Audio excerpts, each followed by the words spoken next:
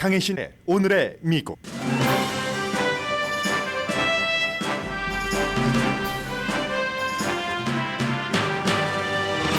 연방준비제도는 어제 이자율은 그대로 둔 채 올해 3번 이자율을 내릴 것이라는 신호를 보냈습니다. 국내 총생산 전망은 상향 조정했습니다.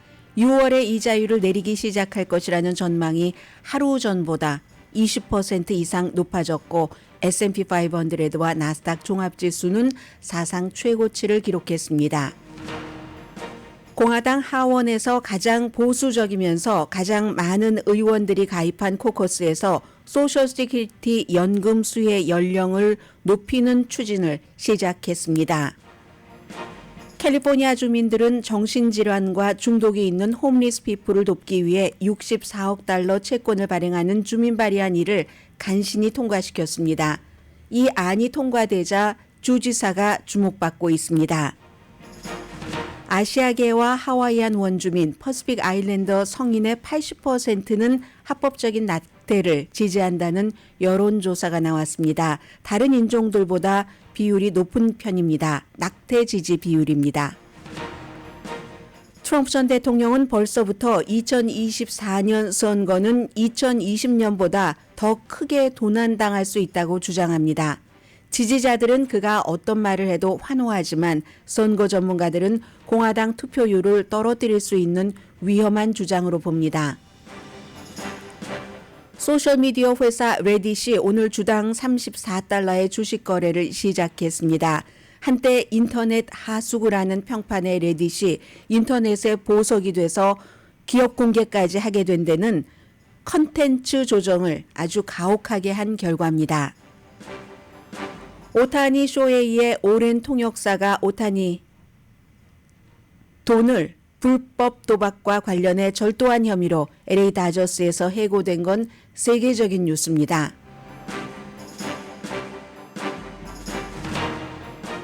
여러분 안녕하십니까? 오늘의 미국 강혜신입니다. 오늘 지금 텔레비전 보니까요. 선거 화요일에 끝났죠. 그리고 나서 이틀밖에 되지 않았는데 바이든 대통령과 트럼프 전 대통령이 어떤 지역을 다니면서 선거 캠페인을 하느냐 이런 것을 아주 자세히 지금 도표와 지도를 보여주면서 보도를 하고 있는데 오늘 저는 여러분들과 함께 두 가지, 하나는 현재, 하나는 미래에 관한 경제 뉴스부터 전하겠습니다. 1월달 스테이트먼트와 비슷했다. 1월 달에 누구의 스테이트먼트요? 연방준비제도 제롬 파웰 의장이 한 말과 어제 공개시장위원회 끝나고 나서 이자율은 일단 변동 없습니다 하면서 그러나 올 여름부터라고 사람들이 많이 보는 것 같아요. 그 여름이면 연방준비제도의 스케줄과 합치면 6월 달이 되는데 이자율을 3번 0.25%포인트씩 내리겠다. 그럼 23년 동안 최고였던 현재의 기준금리 5.25에서 5.5%가 0.75%가 낮아진다. 올해 말이 되면은 그렇게 되는 거고요. 그러니까 어제 한 11시 조금 넘어서부터 12시, 1시 로스앤젤레스 시간으로는 그때 증권시장이 마감하니까요. 엄청나게 올라서 결국은 S&P 500가 0.9%나 올라가서 또 신기록입니다. 나스닥도 1.3% 올라갔거든요.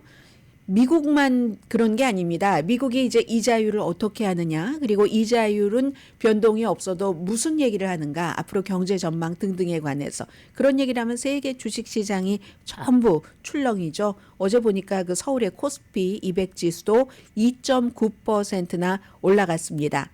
또 이제 금리 기대에 따라서 출렁이는 2년 만기 국채 수익률은 0.02%포인트 하락해서 일주일 사이에 최저치인 4.58%를 기록을 했고요. 그리하여 이제 올해 말이 되면은 기준금리가 한 4.5%에서 4.75% 정도가 될 것이다. 그뿐만이 아니라 구체적으로 지금으로서 내년에 얼마, 후년에 얼마 이렇게 말하기는 어렵겠죠. 데이터가 나와야지 되고 경제 사정이 다 엮여야지 되니까. 그러나 어제의 그 연준의 발언으로는 내년과 후년에도 이자율 인하는 이어진다. 이렇게 되는 거고요. 그리고는 이제 경기 전망에 대해서도 불과 얼마 전에는 올해 한 뭐 GDP 성장률이 1.4% 되지 않을까라고 예상을 했는데 어제는 2.1% 이거 올린 거잖아요. 인플레이션은 그러나 예상했던 것보다는 조금 높을 수 있을 것 같아요. 올해 불과 얼마 전에 2.4% 생각했는데 물 좀 마시겠습니다. 친구가 초를 줬어요. 그래서 초가 향기가 하도 좋아서 아침에 초를 사무실에 이곳으로 오기 직전에 켰거든요. 제 돈으로는 도저히 살 수 없는 아주 막 향기로운 그런 그 초였습니다. 그래서 그 향기를 맡고 들어오려고 했더니 차라리 조금 더 일찍 켜놓을 걸 그랬죠. 그 초에 여러 가지가 제 목에 들어간 것 같습니다. 이게 100%, 200% 모두에게 다 좋을 수는 없는 것 같아요. 그 향기가 저의 코에는 너무 좋았지만 저의 목에는 이렇게 나빴고 그리고 이것도 제가 조절을 했으면 가능할 텐데 미리 좀 틀어서 면역력을 키우고 올 것이지. 어쨌든 이제 된 것 같습니다. 다시 해보겠습니다. 그래서 인플레이션의 경우는요. 2%까지는 아니고 한 2.4%까지 되지 않을까? 가까운 시일 안에 이렇게 생각했던 것을 올해 그냥 한 2.6% 정도로 얘기를 했고요. 실업률은 3.9% 예상해서 4%니까 약간 이제 올라간 그런 정도죠. 그리하여 지금부터 중요한 것은 이자율을 그래서 어떻게 할 건데요. 화요일은 공개시장위원회가 시작되는 때였고 어제가 끝나는 때였잖아요. 화요일에는 6월 달부터 이자율을 내리기 시작할 거야. 이렇게 예상을 했었던 전문가가 65%였는데 어제 연준의 발표 이후에는 85%로 늘어났습니다. 전반적으로 부드러운 톤이었다라고 얘기를 하고 1월 달과 별로 큰 그 변화가 없는 스테이트먼트거든요. 다만 한 가지 1월 달에는 노동시장이 슬로우 다운 되는 것 같아 이런 얘기를 했었는데 뭐 계절적인 요인일 수도 있고요. 지금은 어제는 그 얘기가 싹 그 빠졌다는 그런 것이고 또 하나는 잘못하면 올해 이자율을 2번만 내릴 수도 있어. 많이 이자율 내리는 것을 기대하셨던 분들에게는 그런 걱정이 조금 있었는데 3번 내리는 신호를 보였기 때문에 어제 주식시장도 그렇게 올라간 것 같고요. 일반 모든 사람들에게 해당되는 건 이겁니다. 우리가 보통 이자율을 얘기할 때 집을 갖고 있는 사람이나 집을 살 사람, 계획이 있는 사람을 많이 신경을 쓰죠. 물론 그 밖에 크레딧 카드, 자동차 등등이 많이 있지만 집값이 가장 비싸니까. 그러나 이건 꼭 집을 소유하는 집 소유주와 워너비 소유주에게만 해당되는 게 아니라 렌트를 들어 사는 모든 사람들에게 다 해당되는 겁니다. 우리가 지출을 할 때 제일 많이 책정을 해놔야지 되는 게 쉘터, 렌트비인데 이자율이 너무 높으면 아파트먼트도 안 짓습니다. 비싼 돈 갖고 지으면은 이득이 적으니까. 그런데 이제 이자율이 이렇게 낮아지면은 또 주택 개발업자들이 돈을 빌려서 아파트먼트를 많이 짓고 그러면 공급과 수요의 원칙에 따라서 렌트비도 내려갈 수도 있다. 이것을 이제 여러분들께 제가 그동안 많이 말씀을 못 드렸던 것 같아서 오늘 말씀을 드렸죠. 그리고 연쇄 반응이 있죠. 이렇게 해서 큰 돈 들어갈 것에서 조금 줄이면 다른 모든 경제적인 것을 저도 비싸서 사지 못했던 초도 어떨 때 한 번은 사볼 수 있고 하는 그런 경제적인 효과 아니겠어요? 그래서 어제의 그 이자율에 관한 그런 연방준비제도의 발표는 이 정도에서 마무리를 하겠습니다. 그리고 아주 중요한 뉴스가 있는데 maybe 한국 매체에서는 이걸 많이 번역하지 않았을 것 같다는 느낌이 듭니다. 왜냐하면 한국과는 상관이 거의 없다고 판단을 할 테니까. 공화당 하원에서 가장 많은 의원이 가입한 코커스가 공화당 하원 의원들이 200몇 명 가운데서 한 80%가 가입해 있습니다. 공화당 의원들도 여기 멤버 저기 멤버 뭐 프리덤 코커스도 있지만 많은 그런 본인들의 미팅이요. 코커스라고 하죠. 그런 코커스가 있는데 그래서 한 80%는 공화당 연구위원회라는 공화당 그 스타디 커미리에 가입을 해 있습니다. 그런데 어제 이렇게 공화당 의원의 80%나 가입된 이런 그 멤버 그 코커스에서 소셜 시큐리티 연금 받는 나이를 올려야지 된다. 이런 것을 이제 내년에 2025년도에 예산안에 포함을 시킨 겁니다. 물론 지금 당장 은퇴해서 소셜시큐리티 연금을 받으시는 분들 현재 나이가 65세죠. 그리고 이제 70세가 되면은 아주 늦췄기 때문에 현재 뭐 18%라고 하던가요. 아무튼 이자율을 줘서 맥시멈 이상으로 받으시는 거고 하는데 그 나이를 65세에서 올려야지 된다 하는 게 공화당에서 가장 많은 의원들이 가입하고 있는 연구위원회가 어제 내놓은 안입니다. 당장 은퇴할 사람에게는 해당되지 않지만 앞으로 이렇게 하겠다는 거거든요. 그래서 그 코커스의 그 체어맨이 케빈 헌 의원이 오클라호마가 지역구인 공화당 의원입니다. 이건 바이든 대통령이 불과 며칠 전에 이 국정연설에서 했었던 얘기와 반대되는 거잖아요. 소셜 시큐리티 그리고 메디케어 절대로 안 깎는다. 내가 대통령에 재선되면 이건 깎으면 안 되는 거야 라고 얘기를 했고 어제 이걸 수혜 연령을 높여야지 된다. 받을 수 있는 이렇게 그 주장을 하는 케빈 헌 공화당의 연구위원회의 의장은 바이든 대통령의 깎지 않겠다는 말은 그러면 자동적으로 2033년부터는 기금이 없어지니까 베네핏이 줄어드는 것을 의미한다라고 주장을 합니다. 공화당에서도 여러 위원회들이 있기 때문에요. 이 연구위원회에서 내놓은 것이 지금까지는 가장 뭔가를 강력하게 이걸 좀 해보겠다는 거거든요.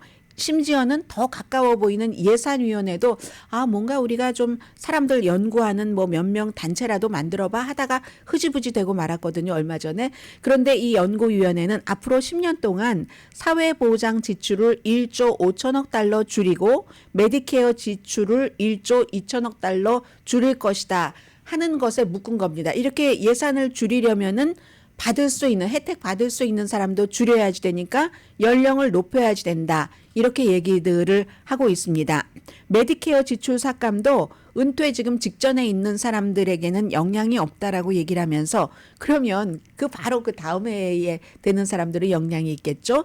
10년에 걸쳐서 지출을 16조 6천억 달러를 삭감을 한다 하면서 결국은 큰 기조는 소셜 시큐리티와 메디케어에 대해서 뭔가를 아무튼 지금보다는 좀 나쁘게 하겠다는 삭감을 하겠다는 그런 얘기입니다. 그리고 여기에 대해서 민주당과 바이든은 어떻게 생각을 하고 있고 트럼프 전 대통령은 어떻게 생각을 하고 있는지를 말씀을 드리겠습니다. 바이든 대통령과 민주당은 당연히 공화당의 그 연구위원회라는 코커스의 이 안에 반대를 하죠. 바이든 대통령도 이미 3월 11일이었던가요? 예산안 2025년도에 예산안을 내놨잖아요.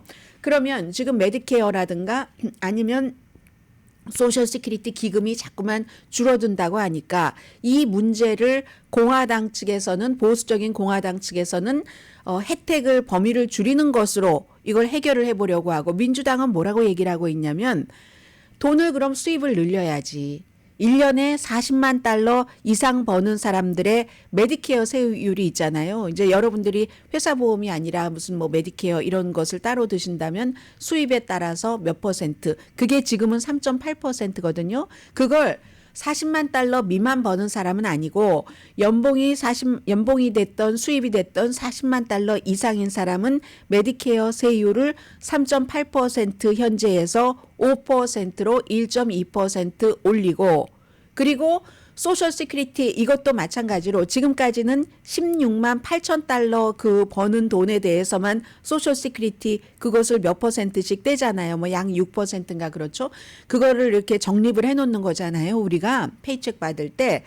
그런데 그것을 16만 6천 달러에서 40만 달러까지 받는 여기에는 더 추가로는 안 하는데 이것도 역시 40만 달러 이상 받는 사람에게는 조금 이 소셜 시큐리티 연금을 더 내도록 한다던가 이게 민주당의 방안입니다. 그러니까 40만 달러 미만 버는 사람하고는 아무 상관이 없지만 40만 달러 이상 그 가운데는 억만장자 뭐 10억만장자 등등등등 많이 있는 사람들에게는 메디케어는 현재의 3.8%에서 5%로 소셜 시큐리티도 조금 더 내게 하는 이런 게 이제 바이든 대통령과 민주당의 방식입니다. 그런데 기본적으로는요, 사회보장기금과 메디케어 기금은 이게 없어질 것이다 얘기한 것은 수십 년 전부터이기 때문에 뭔가를 하기는 해야지 됩니다. 이 시점에는 이제 한 10년 정도밖에 안 남았기 때문에 그 기간이 없어진다는 기금이 그래서 뭔가를 하긴 해야 되는데 이 정도로 이제 방법이 차이가 너무 다른 겁니다. 혜택을 줄이자와 부자가 조금 더 내면 되는 거 아니야? 그런데 그럼 여기에 대해서 트럼프 전 대통령은 어떤 생각을 갖고 있는가?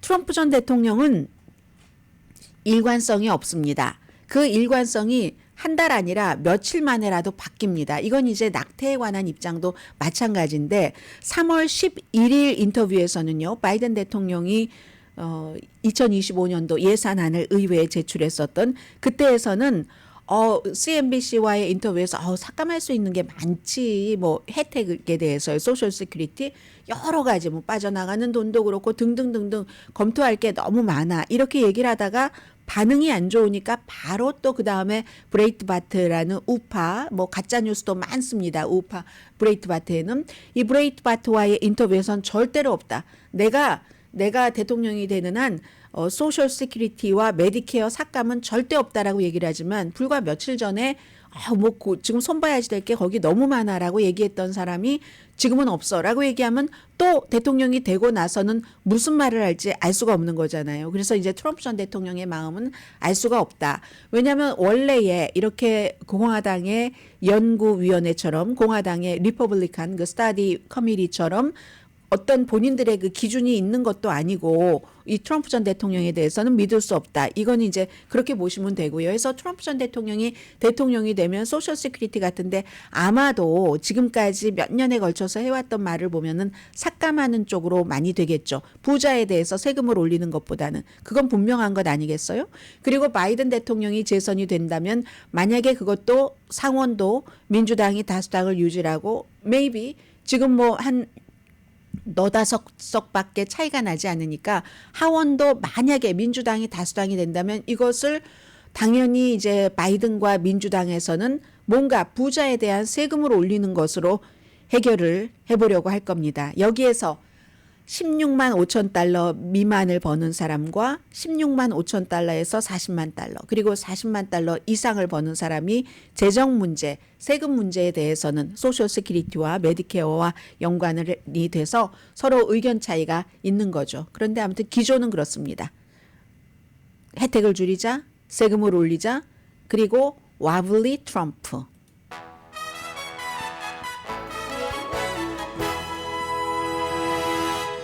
잠시 뒤에는 캘리포니아주와 어딘가요? 캘리포니아주와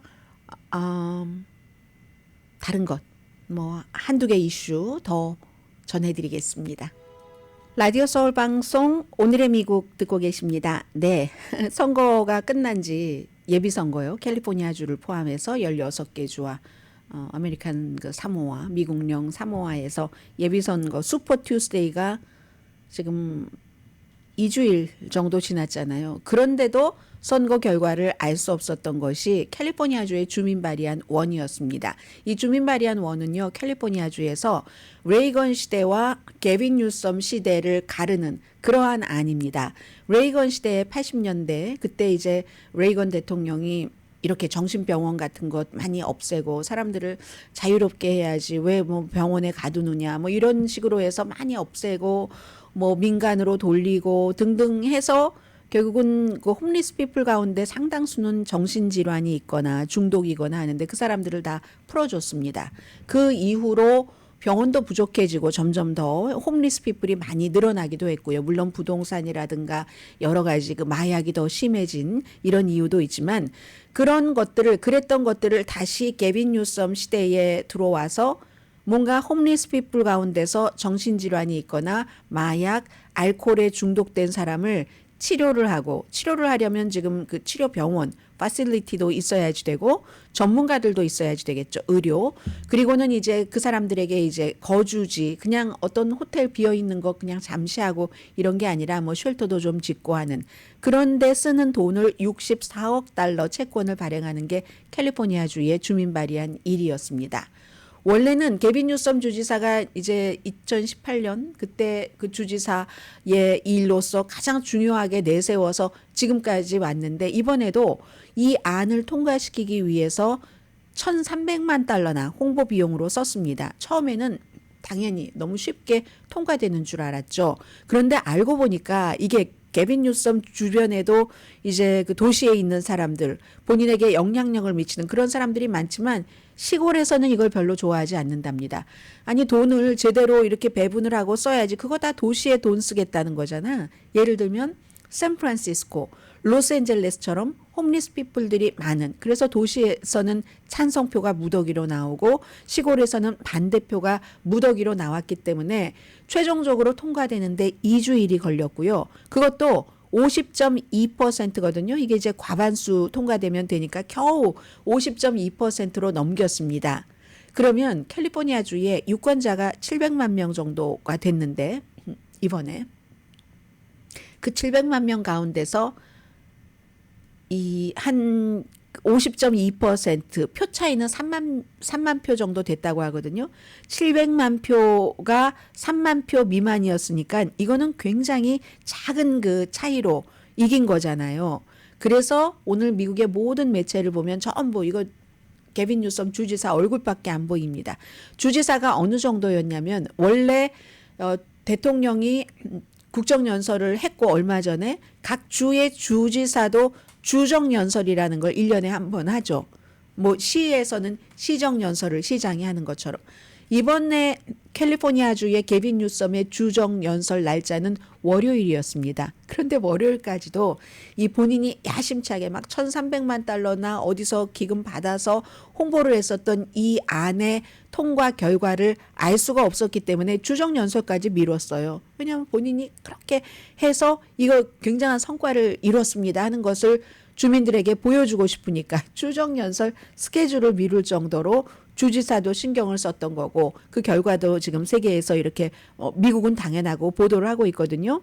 특히 이제 홈리스 피플 가운데서 퇴역 군인들도 많이 있잖아요. 그래서 그분들 일단은 뭐 11,000명 이상의 그분들이 이제 쉬실 수 있는 하우징 주택 같은 것을 마련을 한다고 하고요. 지금 캘리포니아주가 전국의 홈리스 피플이 3분의 1이 캘리포니아주에 있습니다. 18만 명 정도 된다고 하거든요. 그런데 이걸 이제 찬성하는 사람들은 그런저런 뜻으로 그래 그 사람들이 뭐 아프기도 하고 하는데 그것도 고쳐주고 해야지 문제가 해결되지 그렇지 않으면 해결되지 않을 거야. 이렇게 생각하는 사람들은 찬성을 했겠지만 반대하는 사람들은 캘리포니아주가 몇 년 전에는 굉장한 예산 흑자였는데 코비드 초창기만 하더라도 막 테크 업계가 엄청 잘 돼서 돈을 많이 버니까 세금을 많이 내서요. 그 뒤에 테크 업계의 거품 다 빠지고 사람들 막 감원하고 수입도 줄어들고 했잖아요.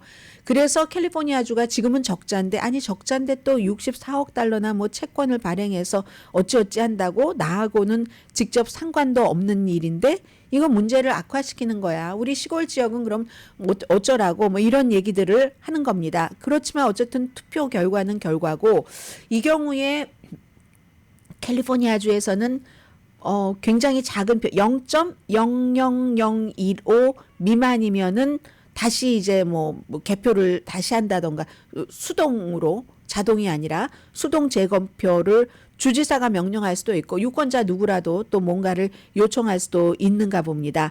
그런데 뭐 지금은 그 정도 0.00015면은 3만 표면 그 정도는 아닐 것 같고요. 어쨌든 4월 12일까지는 전체적으로 이 선거 결과가 인증됐어야지 되는데 그때까지는 이걸 해결을 하기는 했습니다. 아무튼 해서 수십 년 만에 가장 큰 변화다. 주민 발의안 1이 통과된 것은. 그리고 워낙에 홈리스 피플이 뭐 꼭 캘리포니아주의 샌프란시스코와 로스앤젤레스뿐만이 아니라 다른 지역에서도 늘어나고 있기 때문에 이거는 쫙 보고 있는 거고요. 특히 샌프란시스코에 살고 계시는 분들은 굉장히 중요하죠. 불과 한 지난해 1년 전까지만 하더라도 샌프란시스코는 이젠 죽었어. 스타벅스도 나가고 홀푸드도 나가고 다 나가잖아. 공식률은 얼마나 많고 그 모든 것들이 다 마약과 홈리스 피플 때문이야 라고 얘기를 하다가 한 몇 개월 전부터는 지금 중요한 거 테크 업계는 다 샌프란시스코에 본사가 있잖아요. 잠시 뒤에 제가 레딧에 대해서도 말씀을 드릴 텐데 레딧도 샌프란시스코에 본사가 있고 모든 테크 업계는 다 그쪽에 있습니다. 그리고 그런 모든 것들이 요즘은 인공지능이랑 이렇게 결합을 해서 샌프란시스코가 다시 살아날 수 있다고 하잖아요. 다시 살아나려면 아무래도 길도 홈리스 피플도 적고 하면 좋겠죠. 이리하여 샌프란시스코라는 도시에 다시 새로운 생명을 줄 수 있는 안이 주민 발의안 일인지도 모르겠습니다. 이런저런 이유로 지금 그 세계에서 이 주민 발의안 일이 결국은 통과됐다. 2주일 만에 통과 확정이 발표가 됐다는 것을 지켜보고 있습니다. 캘리포니아주와 이제 그 전혀 다른 텍사스주의 경우는 아직도 오늘까지 결정 안 나온 것 같은데요. 아니 뭐 그 주의 그 법집행관이 서류 비자 같아. 의심이 되면은 그 사람 뭐 세우기도 하고 통제할 수 있는 권한이 있고 감옥에도 보내고 뭐 등등 다 할 수 있는 결국은 최고 20년 징역형까지 그런 법이 3월 5일에 발효되려고 했었던 것이 바이든 행정부에서 고소를 해서 그 법은 연방법, 이민법은 연방법이야. 그리고 그건 다 멕시코와도 연관이 있는데 안 되지. 멕시코도 당장 얘기를 하잖아요. 오늘 멕시코도 우리 안 받는다. 멕시코 사람들은 받을 수 있겠죠. 멕시코인이니까. 그렇지만 멕시코가 왜 다른 요즘 베네수엘라, 과테말라, 엘살바도르 이런 데서 멕시코를 거쳐서 미국으로 오는 사람이 많은데 그런 사람들을 바로 그 나라로 추방할 수는 없고 멕시코로 추방한다는 얘기인데 멕시코가 그 사람들을 왜 받겠어요? 당연히 멕시코는 안 받죠. 그러니까 연방정부에서는 이건 주정부에서 할 수 있는 일이 아니다. 이 외교적인 문제도 연방정부가 해야지 되고 이민법도 주정부마다 다 다르게 하면은 그럼 미국의 이민법이 50개가 있어야지 되는데 이걸 어떻게 통제할 것이며 이런저런 얘기를 해서 텍사스주에서 법은 마련이 됐고 주지사는 기쁜 마음으로 서명을 했고 발효 날짜는 3월 5일이었지만 하급법원부터 항소법원부터 쭉쭉 가서 연방대법원까지 갔다가 연방대법원에서는 뭐 시행을 중지는 아닌데 중지해달라고 바이든 행정부에서 요청을 했고요. 중지는 아니지만 항소법원에서 한번 리뷰를 해봐 하니까 항소법원이 지금 3명이 리뷰를 하고 있는데요. 의견이 엇갈린답니다. 의견 일치가 지금 없는 거예요. 그래서 이제 텍사스주의 지금 그 불법 체류자를 어떻게 다룰 것인가 하는 문제는 아직 결정되지 않은 것 같고요. 2020년도 대통령 선거 이후에 우리가 가장 많이 들었었던 얘기는 도난당했다. 아직도 공화당의 50% 이상일 겁니다. 줄어들었어도. 50% 이상이면 과반수 넘잖아요. 그 사람들은 바이든이 합법적인 대통령이 아니라고 믿는다는 것. 이건 이제 가장 중요한 것은 법원에서 그렇게 결정해 준 게 아니라 트럼프와 트럼프 그룹들이 그렇게 얘기를 해서 또 그게 믿고 싶기도 하고 해서 그쪽만의 정설, 그들만의 리그, 우리만의 리그 이런 얘기를 지금 세계적으로 하도 당파성이 강하니까 많이 하고 있잖아요. 그렇게 해서 우리가 4년을 왔습니다. 그런데 그것도 법원에서 막 60 몇 개 소송을 해도 다 졌잖아요. 트럼프 측 변호인 측이 다 졌는데도 트럼프 전 대통령이 요 몇 주일 전부터 2024년도 엄청난 그런 그 도난 선거가 있을 것이다라고 홍보를 하고 다니거든요. 2020년도에도 그랬었어요. 2020년에도 그때도 선거가 있기 전부터 부정선거일 것이다. 그런데 그 당시에는 집권당이었잖아요. 트럼프 당이, 공화당이. 집권당인데도 부정선거가 있을 거야. 심지어는 그의 법무장관인 빌바조차도 처음엔 그랬어요. 우편투표 이상해. 뭐 이런 얘기를 하다가 나중에는 그 법무장관이 아니다. 우리가 다 해본 결과 부정선거가 아니다. 이렇게 얘기하고는 쫓겨났잖아요. 그냥 트럼프에 의해서. 그랬는데 그때 그렇게 했었던 것을 2024년도에도 미리 하기 시작합니다. 지금 선거가 그때보다 더 빨리 하기 시작합니다. 그때는 그래도 선거 다가올 때 우편투표는 사기야 이런 얘기를 많이 했었는데 지금은 8개월 남았잖아요. 3월 달이고 8개월 조금 안 남았네요. 3월 20일이니까 선거는 11월 5일인데 지금부터 부정선거가 엄청 많이. 그럼 트럼프 전 대통령은 왜 이런 얘기를 하는가? 팍스와 인터뷰에서도 하고 팍스와 타운홀 미팅에서도 하고 노스캐롤라이나주의 그 선거 유세에서도 하고 하는데 이 말입니다. 트럼프 전 대통령은 조작이 될 것이기 때문에 조작하기에는 조작해서 결과를 바꾸기에는 너무너무 큰 표 차이로 우리가 이겨야지 된다. 내가. 어차피 조작을 할 거기 때문에 조작을 했어도 그 결과를 뒤집기에 너무너무 클 정도로 이겨야지 된다. 이런 얘기를 지금 트럼프 전 대통령이 하고 있는 겁니다. 그런데 사실은 트럼프 전 대통령이 지금 4개 큰 그런 그 큰 케이스 그리고 혐의는 88개 가운데서 혐의 14개, 2개 케이스가 선거 조작을 한 혐의로 재판을 받아야지 되잖아요. 조지아주와 워싱턴주 의사당 폭동 사건 자체가 선거 결과를 바이든이 이겼다는 결과를 뒤집으려는 그런 것이었기 때문에 지금 이런 상태에 있는 대통령인데 인기가 너무너무 좋으니까 지지자들 사이에서 본인이 원하는 말로 열심히 그 지지자들에게 홍보 내지는 세뇌를 하고 있습니다. 가장 많이 하는 말이 too big to leak, too big to fail이라는 얘기를 우리는 어떤 회사가 넘어지려고 할 때 밉긴 하지만 은행권이 자동차 업계가 거기에 딸려 있는 가족들이 너무 많으니까 구제금융을 줘야지 돼. 연방정부가 하는 얘기잖아요. Too big to fail. 그런데 트럼프 전 대통령은 요즘에 사람들에게 나눠줍니다. 그 행사장에 가면은 too big to leak. 이거는 조작되기는 너무 우리가 랜드슬라이드로 너무너무 엄청난 표 차이로 이겼어. 산사태처럼 이겨버렸어. 그 정도로 나에게 투표를 해달라는 겁니다. 그런데요. 이게 공화당에 별로 좋지가 않다는 게 선거 전문가들의 얘기입니다. 2020년 전과 후로 보면요. 2020년이 이제 트럼프 전 대통령 재선 선거가 있었던 때잖아요. 그 이전에는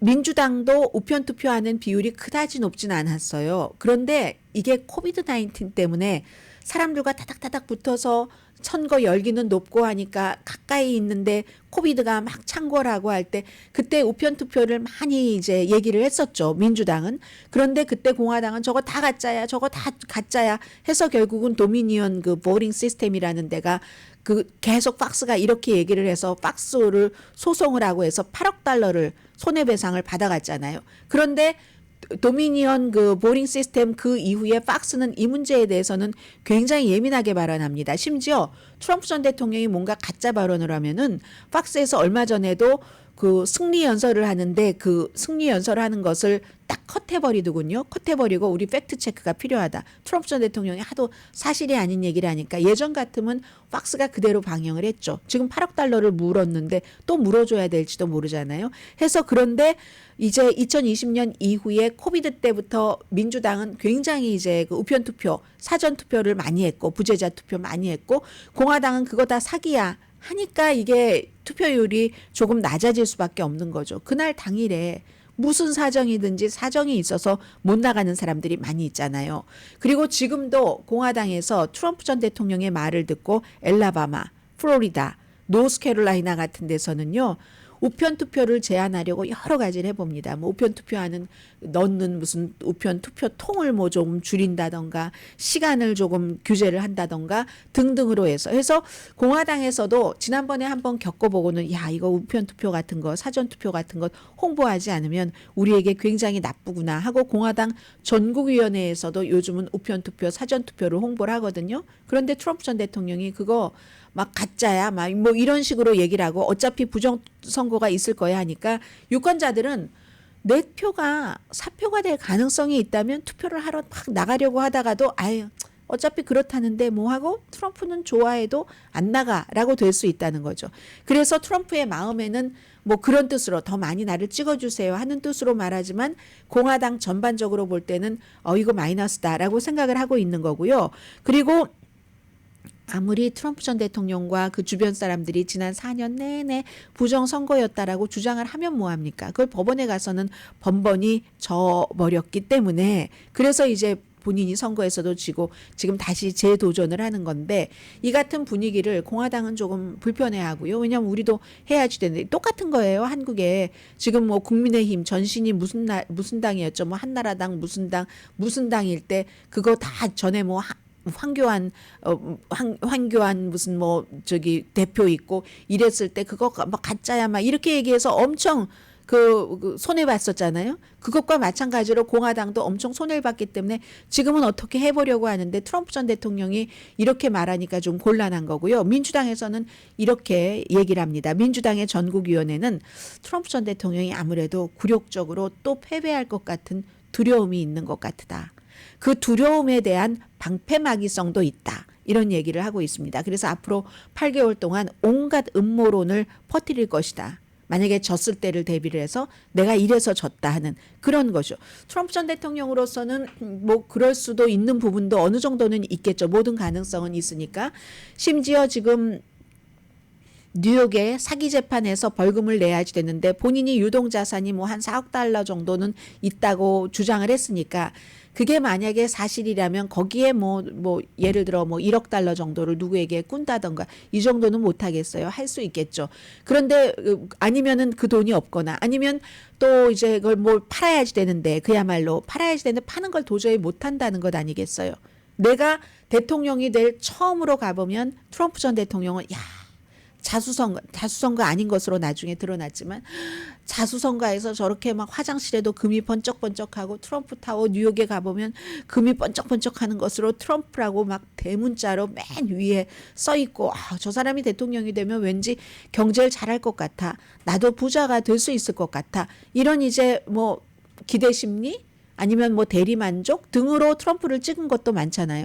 그런데 지금 선거를 앞두고 본인의 자산을 팔아요. 사업을 사기로 했다는 것에 대한 판결을 받고 벌금을 물기 위해 트럼프 전 대통령 자존심상 도저히 못하는 거죠. 그래서 이제 그런 성향이 있는 트럼프 전 대통령이 만약에 질 것에도 대비를 해서 저렇게 미리부터 말을 해놓는 거다. 이건 이제 민주당의 얘기예요. 아무튼 그래서 선거는 뭐 여러분들 편리하게 미국의 그 시스템을 믿으시고 우편 투표든 뭐 사전 투표든 당일 투표든 취향대로 투표만 하시기만 하면은 되겠죠.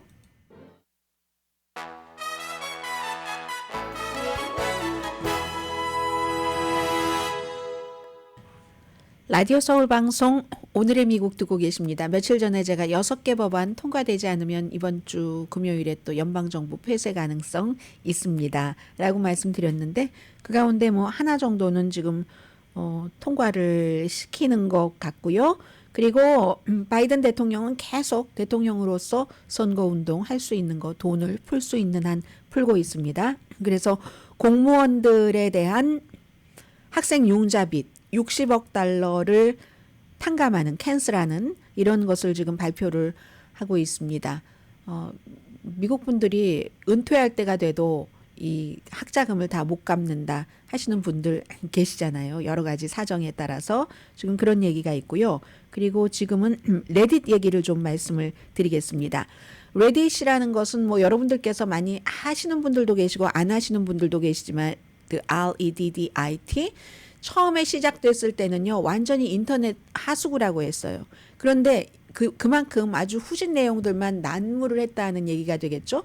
그런데 이게 이제 결국은 시간은 좀 오래 걸렸어요. 뭐 페이스북이나 이런 다른 소셜 미디어보다 주식 시장에 상장을 한 거거든요. 이제 공개적으로 투자할 사람들을 모집을 하는 건데 이 레딧이 처음에 인터넷 하수구에서부터 인터넷의 트레저, 정말 인터넷의 보석이 되기까지는 그냥 된 것은 아니고 당연히 여기서는 뭔가 노력을 했고 거기에 시대 정신 같은 것들이 뒷받침됐고 해서 지금 주식 살 수 있는지 모르겠네요. 어제 34달러에 한다 했는데 워낙에 뭐 예약한 사람들도 많고 또 어느 정도는 그 내부에 할당을 해놔야지 되니까 그래서 레딧을 좀 말씀을 드리겠습니다. 미디어 그룹 기술 그룹 그리고 처음에는 온갖 음모론만 다 여기에 막 나오더니 지금은 굉장히 좀 깔끔하게 뉴스 같은 것들이 많이 있죠. 그것도 보니까 레딧은 다른 데보다 카테고리가 굉장히 많던데요. 맨 위에 게임이 올라와 있습니다. 게임, 스포츠, 비즈니스, 크립토. 이게 얼마나 중요하면은 그 크립토가 그 암호화폐가 4번째 카테고리가 되고요. 5번째가 유명인들 그리고 사람들의 생활을 그대로 반영합니다. 요즘은 레딧에서 뉴스를 접하시는 분들이 굉장히 많으신데요. 다시 한번 맨 위부터 카테고리를 불러드리면 게이밍, 스포츠, 비즈니스, 크립토, 텔레비전, 그리고 셀레브리티, 유명한 사람들, 애니멀과 펫, 애완동물, 그리고 애니미, 만화, 아트, 자동차, 그리고 또 무슨 뭐 제가 좋아하는 거 크래프트, 뭐 만드는 거, DIY, do it yourself, 문화, 인종 이건 한꺼번에 묶였고요. 무슨 또 뭐 인종과 윤리와 철학, 패션, 푸드 앤 드링크, 히스토리, 취미, 법, 배우는 거, 교육, 군, 영화 왜 이렇게 많습니까? 뮤직, 그리고 가볼 장소, 팟캐스트, 스트리머, 그 다음에 이제 정치가 나와요. 한 20번도 더 뒤로 가니까 나오네요. 프로그래밍, 또 읽을 것, 종교, 과학, 또 테이블탑 게임이 시작으로,도 게임이고 거의 끝에도 게임이네요. 테크놀로지, 여행, 지금 막 20몇 개, 30개 정도, 30개는 아니고요. 둘, 넷, 여섯, 여덟, 한 거의 30개 정도 되는 것 같죠? 해서 그렇게 시작했던 레딧이 10년 전까지만 하더라도 2005년도에 시작을 했는데요. 10년 전까지만 하더라도 막 정말 제정신인 사람은 누구도 이 레딧이 뭐 상장 회사가 된다고 미국 뉴욕 증권에서 증권 시장에서 이렇게 상상을 못했던 겁니다. 굉장히 인터넷에서 가장 어두운 회사가 레딧. 막 극단주의자들이 많고요. 인종차별주의자들 와서 아무 얘기나 다 하는 음란물 사이트 등등 여성에 대한 혐오는 또 얼마나 심하던지 저도 과거에 그 레딧에 대한 기억이 있거든요. 그래서 모든 사람들이 다 싫어했는데 어느 순간인가 뭐 처음에 만든 사람이 다시 들어옵니다. 그게 이제 2015년이었어요. 처음에 공동 창업자가 같이 들어오고 그 다음에 이제 열정이 있는 중재자들 회사에서도 룰을 만든 거예요. 우리가 이렇게 나가다가는 아무리 방문객이 많아도 이게 장수할 수가 없을 것 같아 해서 룰을 만들고 그런 것들을 다 쳐내고 컨텐츠 조정을 한 거죠. 합리적으로 이렇게 컨텐츠 조정을 하면서 사람들이 전문가가 여기서 딱 이렇게 쳐내는 것을 레딧이 굉장히 잘하게 된다고 하거든요. 그래서 뉴스와 엔터테인먼트에서 믿을 만한 소스다. 이렇게 하니까 결국은 뭐 2019년부터 주식 상장을 하려고 노력을 하다가 지금 2024년도에 된 건데요. 이게 2019년 그 이전부터 생각을 했을지도 모르죠. 2019년도에 또 다른 기술 회사가 상장을 하고 난 이후에 처음인 겁니다. 레딧을 보는 사람들이 아무튼 무척 많아요. 한국 분들도 많으시겠지만. 그래서 이 주식 상장 자체에 대해서는 이게 터질까? 아니면은 잘 될까? 이런 생각들을 많이 하고요. 이 주당 34달러에 공모하는 이 숫자 합치면 한 65억 달러 된다는 거거든요. 보통 주가 2,200만 주 정도 된다고 하니까는요. 2021년도에 민간 자금 한 100억 달러 모았을 때보다 적은 겁니다. 그런데 어쨌든 지난 몇 년 동안 레딧이 굉장히 힘들었었고요. 그 핀터레스트가 2019년도에 상장한 이후에 지금 처음인데요. 메타가 페이스북이 2012년도에 상장했습니다. 2012년도에 31달러에 지금 뭐 500달러 정도 되나요? 어떻게 되나요? 페이스북. 그렇게 되고 또 이제 그러나 실패한 그런 회사들도 있는데 레딧은 이 페이스북처럼 메타처럼 성공하고 싶겠죠. 그리고 이 레딧이 성공을 하면 다른 회사들도 어머 우리도 그러면은 이 컨텐츠 같은 것을 좋게 해서 상장 업체가 돼볼 수 있는 거야? 이런 생각을 하는 거죠. 아무튼 그렇게 되고요. 페이스북이 트위터가 2013년도에 했네요.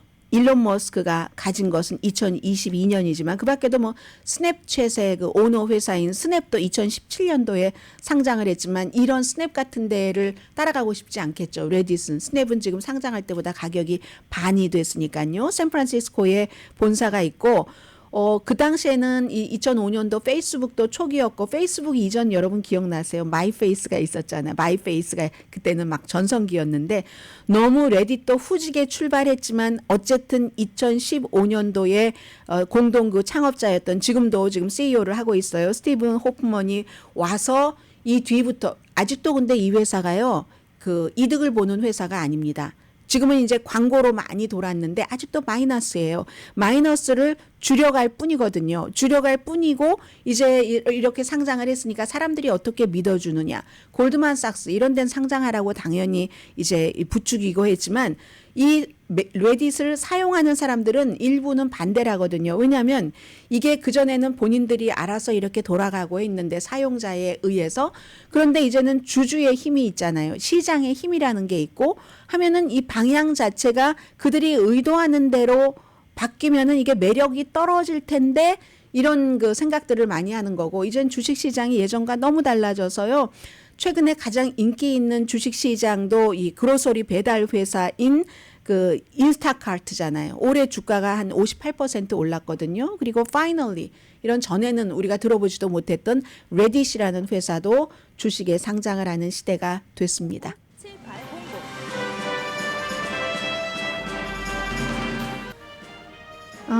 한 1분 정도 남았는데 이 뉴스를 할까요? 저 뉴스를 할까요? 하나만 하죠. 그냥 하나만 하겠습니다. 가장 오늘 그 핫했던 뉴스 가운데 하나가 오타니 쇼헤이의 오랜 통역사가 결국은 절도 혐의로 LA 다저스에서 해고가 됐고 그것도 이틀에 걸쳐서 ESPN과의 인터뷰에서 말을 이렇게 바꾸고 저렇게 바꾸고 사실은 일본에서는 그 통역을 굉장히 잘했다고 하고요. 2018년부터 미국에서 통역을 했지만 그러나 그 전부터 오랫동안 이 일을 같이 했었던 사람인데 마츠하라 이페이가 최소한 450만 달러를 불법 도박을 하는데 오타니의 어카운트로 이렇게 했다. 처음에는요. 오타니가 그걸 알고 내가 도와줄게 하면서 돈을 도와줬다고 하다가 하루 만에 그 오타니 쇼헤이는 전혀 몰랐다 하고 말을 바꾸기도 했고요. 스포츠 베팅은 미국에서 38개 주에서 합법이지만 캘리포니아 주에서는 불법입니다. 본인은 불법인 줄 몰랐다고 하고 이것도 오렌지 카운티에 있는 한 사람이 만든 불법 사이트에서 또 야구는 안 했대요. 야구는 안 하고 야구를 제외한 다른 스포츠에 그 베팅을 해서 이렇게 남의 돈으로 450만 달러나 지금 드러난 것만 그 정도로 최소한 450만 달러라고 하거든요. 도박이라는 게 얼마나 무서운 거면 이 정도까지 가겠습니까? 강혜신이었습니다.